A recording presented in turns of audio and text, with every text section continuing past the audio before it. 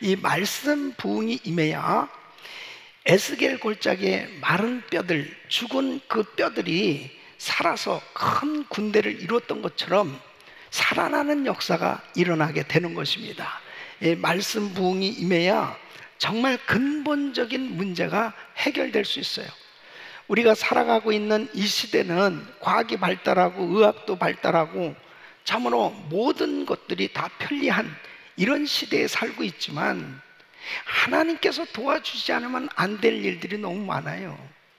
하나님의 은혜가 아니면 아무것도 기대할 수 없는 그러한 일들이 얼마나 많이 있습니까? 하나님의 은혜가 임해야만 근본적인 문제가 해결되어지고 하나님께 영광 돌리는 삶이 되는 줄로 믿습니다. 말씀 부흥을 사모해야 돼요. 여러분, 하나님께서 부어주시는 이 부흥은 하나님께서 말씀을 통해서 역사하시는 걸 볼 수 있습니다. 성경에 보면 성경에 기록된 최초의 말씀 부흥은 시내산에서 일어났습니다. 시내산에서 하나님께서 말씀 부흥을 주시는 것을 볼 수 있습니다.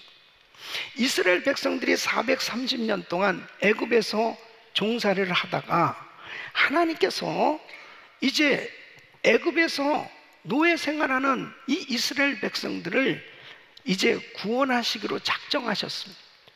그래서 하나님께서 모세를 보내셨고, 그리고 이제 이 애굽에 10가지 재앙을 내리심으로 기사와 이적을 통해서 바로 왕의 손을 들게 만드셨습니다. 그리고 이 백성들을 이끌어내시는데 바로 홍해 바다를 육지같이 건너면서 하나님께서 430년 동안 종살이했던 이 이스라엘 백성들을 구원해 주신 걸 볼 수 있습니다. 하나님께서 가나안 땅으로 직접 인도하시지 않고 이스라엘 백성들을 시내산으로 인도를 하셨습니다. 이 시내산에서 11개월 5일이라고 하는 무려 1년 가까이 그곳에 머물게 하셨습니다. 그곳에는 다른 어떤 민족과 접촉할 수도 없어요. 그곳에 어떠한 문명이나 모든 환경들이 오직 하나님을 바라봐야만 될 그 환경으로 이끄셨습니다. 그리고 하나님께서는 그 백성들에게 하나님의 자녀들로, 백성으로 어떻게 살아가야 될 것인지 훈련시키기 시작합니다. 그 백성들은 이제 하나님만 섬기는 신정국가로 꼭 하나님을 잘 섬길 수 있도록 법을 허락해 주신 걸 볼 수 있습니다. 율법은 613개 조항으로 되어 있습니다. 모든 면에서 다 구체적으로 어떻게 행해야 될 것에 대해서 조목조목 잘 만들어져 있습니다. 하나님께서는 그 시내산에서 그들을 인격 훈련을 시키셨어요. 기도 훈련을 시키셨어요. 말씀 훈련을 시키셨어요. 예배 훈련을 시키시면서 바로 하나님의 자녀로 하나님을 섬길 수 있도록 그렇게 훈련을 시켜주시는 걸 볼 수 있습니다. 오늘 이 말씀을 들으시면서 말씀 부흥을 경험하시기를 축원합니다. 말씀 부흥은 이론이 아니에요. 지식이 아니에요. 살아계신 하나님을 만나는 겁니다. 시내산에 이스라엘 백성들을 불러놓으시고 주님이 말씀 부흥을 주셨어요. 하나님께서는 말씀을 통해서 자신을 알리셨습니다. 자, 이스라엘 백성들은 애굽에서 430년 종살이 하면서 무슨 교육을 제대로 받았겠습니까? 그들은 구전을 통해서 하나님께서 천지를 창조하셨고, 그리고 바로 아브라함의 하나님, 이삭의 하나님, 야곱의 하나님, 그 하나님께서 어떻게 일하셨는지에 대한 말씀들을 들으면서 성장했을 것입니다. 하나님은 이런 하나님이시다. 근데 그 하나님이 시내산에 강림하신 것입니다. 그 하나님께서 출애굽기 19장 16절로 19절에 보면 제3일 아침에 우레와 번개와 빽빽한 구름이 산 위에 있고 나팔 소리가 심히 크니 진중 모든 백성이 다 떨더라. 모세가 하나님을 맞으려고 백성을 거느리고 진에서 나오며 그들이 산 기슭에 섰더니 시내산에 연기가 자욱하니 여호와께서 불 가운데서 거기 강림하심이라. 그 연기가 옹기점 연기같이 떠오르고 온 산이 크게 진동한 나팔 소리가 점점 커질 때에 모세가 말한즉 하나님이 음성으로 대답하시더라. 하나님께서 친히 임재하신 거예요. 이스라엘 백성들은 정말 말로만 들었던 그 하나님을, 시내산에 강림하신 그 하나님, 그분의 임재를 경험하게 됩니다. 그 시내산에 강림하신 하나님께서 십계명을 주시는 거예요. 하나님의 백성들이 어떻게 하나님을 예배하며 살아야 될지. 하나님의 백성들은 이 세상에 살고 있지만 세상 사람들과 구별돼서 하나님을 예배한단 말이에요. 그 예배자로서 살아야 될 이 백성들에게 구체적으로 하나님의 백성답게 참된 예배자로 살 수 있도록 말씀을 주시는 거예요. 그래서 제1계명은 3절 너는 나 외에는 다른 신들을 내게 있게 말지니라. 이것은 바로 예배 대상에 관한 계명입니다. 누구를 예배할 것이냐? 오직 하나님, 그분만 예배할 것입니다. 다른 어떤 것은 안 돼요. 하나님의 백성들이 예배할 대상은 오직 예수 그리스도 하나님이신 줄로 믿습니다. 제2계명은 4절로 5절까지 있는 말씀. 너를 위하여 새긴 우상을 만들지 말고 또 위로 하늘에 있는 것이나 아래로 땅에 있는 것이나 땅 아래 물속에 있는 것에 아무 형상이든지 만들지 말며 그것들에게 절하지 말며 그것들을 섬기지 말라. 이것은 예배 방법에 관한 계명입니다. 절대로 다른 어떤 형상을 만들어서 절하는 그런 방법으로 하나님을 섬기지 말라는 거예요.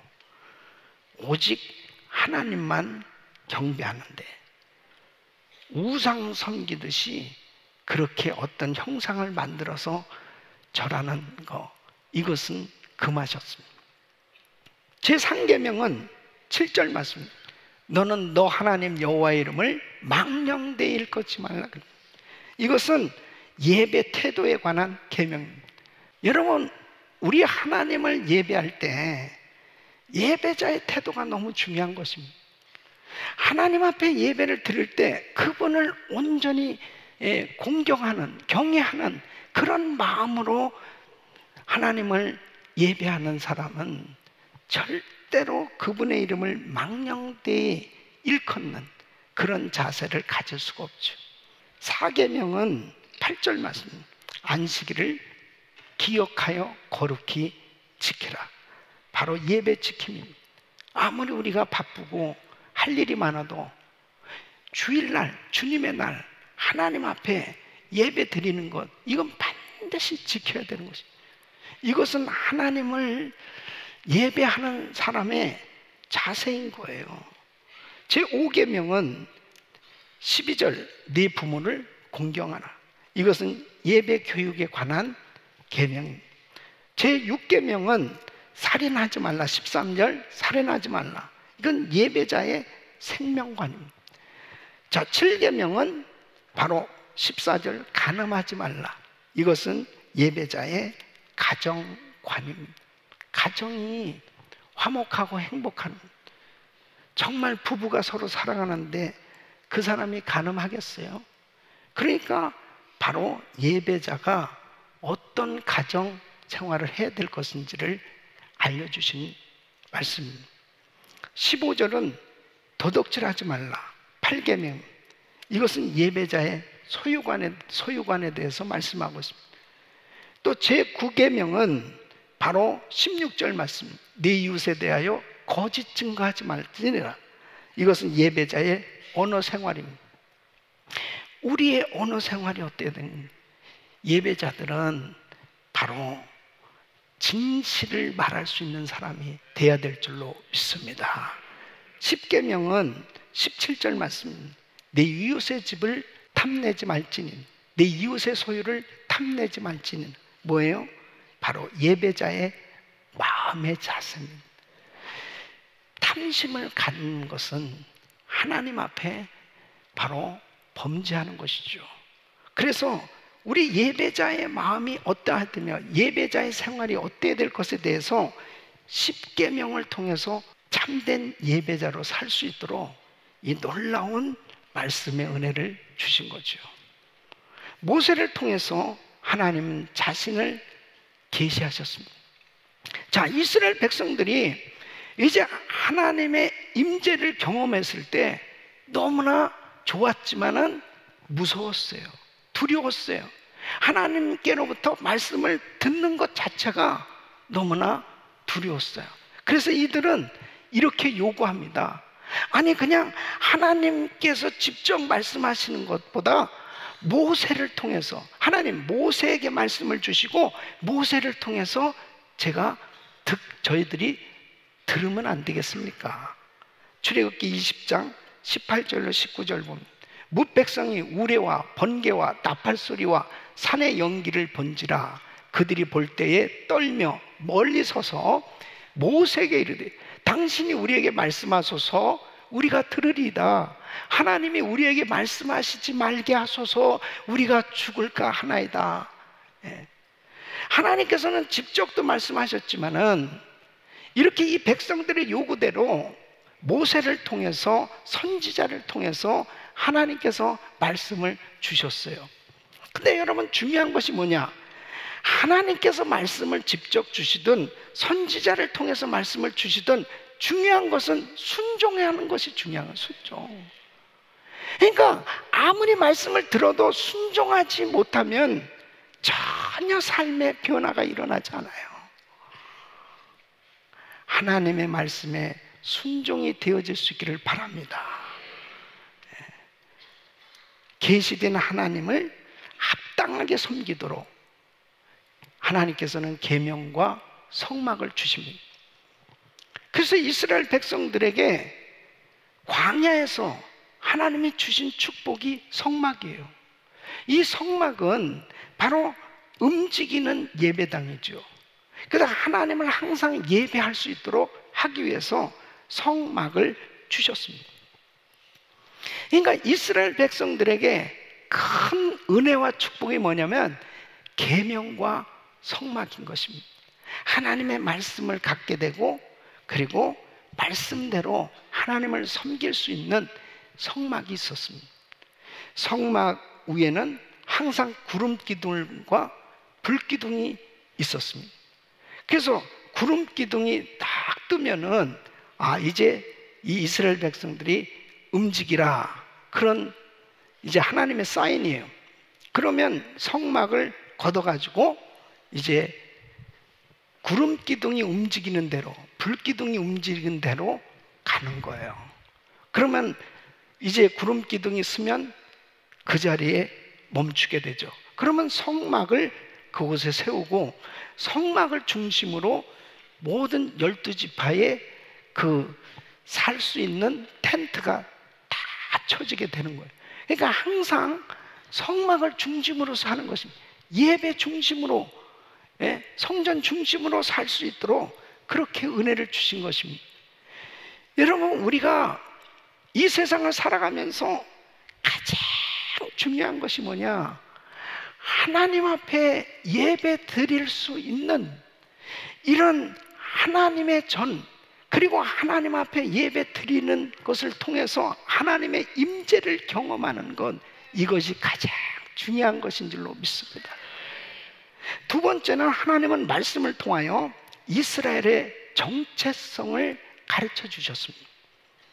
이스라엘 백성들은 자신들의 선조 아브라함, 이삭, 야곱, 나는 아브라함의 후손이야. 이렇게 말씀은 들었죠. 그런데 바로 시내산에서 이들에게 깨닫게 해주신 것이 뭐냐면, 이스라엘, 과연 너는 누구냐? 너의 정체성을 분명히 알아야 된다 하는 것을 확실하게 각인시켜 주십니다. 바로 출애굽기 19장 5절로 6절 보면, 세계가 다 내게 속하였나니 너희가 내 말을 잘 듣고 내 언약을 지키면 너희는 열국 중에서 내 소유가 되겠고, 너희가 내게 대하여 제사장 나라가 되며 거룩한 백성이 되리라 그랬습니다. 그러니까 바로 이스라엘 백성들을 향해서 너는 나의 소유야, 너는 거룩한 제사장, 거룩한 나라야, 너는 거룩한 백성이다, 이것을 확실하게 깨닫게 해주신 겁니다. 그러니까 이스라엘 백성들에게 분명한 이 정체성, 하나님이 우리의 왕이시구나, 나는 하나님의 거룩한 백성이야, 나는 하나님의 거룩한 제사장이다, 이 정체성을 확실히 깨달을 수 있도록 은혜를 주신 겁니다. 여러분, 이스라엘 백성들은 자신들의 왕은 애굽의 바로 왕, 자신들은 애굽에서 노예 생활을 하면서 종사를 하면서 자기 인식 가운데서는 나는 노예야, 종으로 살아왔던 그런 의식 구조 가운데 살고 있었습니다. 이제 너희는 더 이상 애굽의 노예가 아니야, 애굽의 종이 아니야, 이제 너는 바로 하나님의 거룩한 백성이야, 너는 거룩한 하나님의 제사장이야 라고 깨닫게 해주셨을 때 이들에게는 미래가 열린 줄로 믿습니다. 여러분, 정체성을 분명히 아는 것이 얼마나 중요한지 모릅니다. 여러분, 우리는 역시 마찬가지예요. 오늘날 우리도 마찬가지예요. 우리가 예수 그리스도를 믿는 우리는 우리의 분명한 정체성을 확실히 이해할 때 하나님의 은혜 가운데 살아갈 수가 있는 거죠. 베드로전서 2장 9절 말씀 한번 읽어보겠습니다. 시작. 오직 너희는 택하신 족속이요 왕같은 제사장들이요 거룩한 나라 그의 소유된 백성이니 이는 너희를 어두운 데서 불러내어 그의 기이한 빛에 들어가게 하신 자의 아름다운 덕을 선전하게 하려 하심이라. 아멘. 그래서 나는 하나님의 보배롭고 존귀한 하나님의 자녀다. 로마서 8장 15절 보면 우리 같이 읽습니다. 시작. 너희는 다시 무소하는 종의 영을 받지 아니하였고 양자의 영을 받았으므로 아바 아버지라 부르짖느니라. 아멘. 그러니까 더 이상 우리는 종이 아니에요. 바로 하나님 앞에 양자의 영을 받았으면 아바 아버지라 부르는, 하나님 앞에 아빠, 하나님을 아버지 하고 부를 수 있는 하나님의 자녀인 줄로 믿습니다. 세 번째는 하나님께서 말씀을 통해서 이스라엘이 하나님의 백성으로 행복하고 형통한 살 길을 보여주셨습니다. 자, 보세요. 하나님께서 이스라엘 백성들에게 이 시내산에서 부어주신 은혜가 뭐예요? 하나님의 은혜로 구원받고 하나님의 백성이 되었다라고 하는 이 사실을 아는 것으로 끝이지 아니하고 시내산에서 임하신 하나님의 영광을 보고 능력을 보고 감탄하고 감격하는 것으로 끝나지 아니하고 이 이스라엘 백성들에게 하나님의 거룩한 백성답게 어떻게 행복하게 살아갈 수 있는 지혜롭고 형통한 삶을 살 수 있는 비결을 말씀을 통해서 알려주시는 거예요. 그러니까 하나님께서 주신 이 율법 안에, 하나님의 말씀 안에는 우리의 삶의 모든 것이 다 담겨져 있습니다. 말씀 쫓아가면 안전한 줄로 믿습니다. 말씀 쫓아가면 건강하게 되는 줄 믿습니다. 말씀 쫓아가면 하나님의 복이 흘러 넘치는 거예요. 그러니까 그 복을 나누며 살 수 있도록 그렇게 하나님께서 이스라엘 백성들에게 이렇게 살면 형통해, 이렇게 살면 복된 길이야, 그것을 알려주시는 것입니다. 자, 보십시오. 지금으로부터 3500년 전에 하나님께서 이렇게 말씀을 주신 거예요. 오늘날 미국을 보세요. 이 미국은 200여 년 전에 청교도들에 의해서, 신앙의 자유를 찾아온 사람들에 의해서 이 미국이 세워지게 되었습니다. 영국으로부터 독립하고 난 다음에 이 미국이 이제 세워질 때, 건국되어질 때 성경을 기초로 해서 이 법이 만들어지게 됩니다. 곳곳에 성경을 기초해서 법을 만드는 거예요. 그러니까 바로 자유민주주의 국가가 된 겁니다. 신앙의 자유가 첫째예요. 그래서 개신교가 이렇게 큰 부흥을 이루게 됩니다. 하나님께서 이 미국에 복을 주셔서 짧은 시간 안에 이렇게 강대국으로 성장하게 된 것은 하나님의 말씀 부흥이 임한 결과인 줄로 믿습니다. 그러니까 유럽 땅도 마찬가지고요. 하나님의 말씀 부흥이 임한 나라들 보면 전부 개신교가 부흥을 이루게 되었고, 그리고 그 개신교의 부흥과 더불어서 바로 그 나라의 경제적인 부흥도 임했던 것을 볼 수 있습니다. 말씀 부흥이 임해야 진정한 자유를 누릴 수 있게 되는 줄로 믿습니다. 죄의 종노릇하고 마귀의 종노릇하면서 묶여서 살던 이스라엘 백성들이 말씀 부흥이 임하니까 하나님께 살 길이 열려졌습니다. 바로 주님이 마귀의 모든 사망 권세를 깨뜨리시고 우리 주님의 은혜로 진정한 자유를 누리고 살 수 있는 길을 열어주신 줄로 믿습니다. 사랑하는 성도 여러분, 뭐에 눌려 있습니까? 뭐에 억압당했습니까? 뭐 때문에 괴롭고 힘들고 고통 가운데 있습니까? 바로 우리 주님께서는 예수 그리스도께서 십자가를 지심으로 우리에게 죄와 저주와 질병과 가난과 모든 마귀에게 묶여 있었던 것에서 풀어주시고 진정한 자유를 주신 줄로 믿습니다. 형통한 삶은 바로 말씀을 쫓아가는 삶이 될 때 형통한 거예요. 다른 어떤 것으로 형통할 수 없습니다. 하나님의 말씀 쫓아가면 그곳이 가장 안전하고 그곳이 가장 자유하고 주의 영이 계신 곳에 자유함이 있는 줄로 믿습니다.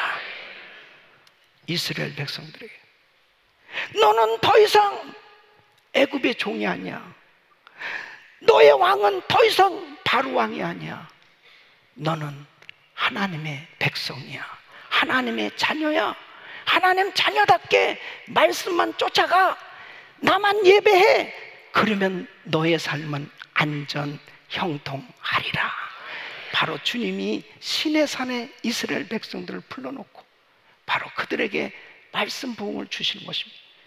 우리 사랑하는 성도 여러분, 하나님의 말씀 쫓아가기를 예수 이름으로 축원합니다. 세상 풍조가 아무리 우리를 계속해서 미혹시키는, 유혹시키는 이런 일들로 손짓한다 하더라도 우리는 묵묵히 말씀 쫓아감, 하나님 말씀 쫓아감, 반드시 진리는 승리하게 되는 줄로 믿습니다. 네 번째는 하나님은 말씀을 통해서 죄의 용서와 영생을 얻기 위해 그리스도를 바라보게 하셨습니다. 자, 이스라엘 백성들 보세요. 이제 성막에서 뭐를 합니까? 내가 죄를 졌습니다.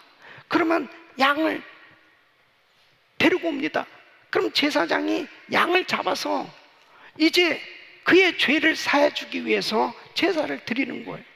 그러니까 이스라엘 백성들이 계속 제사를 드리면 드릴수록 깨닫게 되는 게 뭐겠어요? 우리 힘으로 죄 문제 해결될 수 없어. 너무 힘든 거예요. 제사 드리고 나서 또 돌아섰는데 또 죄를 짓는 거예요. 그리고 하나님께서 율법을 주셨는데 613가지의 이 조항을 지켜보려니까 결국 율법을 통해서 깨닫게 되는 게 뭐냐면 내가 죄인이구나. 도무지 내 힘으로 죄 문제를 해결할 수 없구나. 그러니까 하나님께서 메시아를 보내주시겠다. 바로 그리스도를 보내주시겠다. 그러니까 이들은 자연스럽게 그리스도를 대망하게 되는 겁니다. 그리스도가 오시면 더 이상 이렇게 계속 제사 드릴 필요 없이 해결될 수 있는데 바로 그 그리스도가 예수인 줄로 믿습니다. 바로 그분이 오신 거예요. 그래서 예수님이 십자가에서 단번에 제사 드려짐으로 인해서 더 이상 제물을 가지고 와서 계속 죄를 사해달라고 그렇게 끊임없이 양을 잡을 필요가 없이 어린 양 대신 예수, 그분이 십자가에서 죽으신 우리의 모든 죄가 단번에 해결된 줄로 믿습니다. 갈라디아서 3장 24절에 보면 이같이 율법이 우리를 그리스도에게로 인도하는 몽학 선생이 되어 우리로 하여금 믿음으로 말미암아 의롭다함을 얻게 하려 함이니라. 바로 율법을 지켜보려고 하면 할수록 깨닫는 것이 나는 죄인이구나. 내 힘으로는 죄 문제 해결할 수 없구나. 그러므로 예수님에게 나가야 되겠다. 몽학 선생이 되어 유치원 선생님처럼 우리를 이끌고 예수님에게로 그렇게 인도하는 것이 곧 율법이에요. 그러니까 율법은 죄를 깨닫게 하는 거예요. 이 모든 죄 문제가 해결될 수 있는 처방은 예수 그리스도인 줄로 믿습니다. 그러니까 죄의 용서함을 받고 영원한 생명을 얻기 위해서 그리스도를 바라보게 되는 것입니다.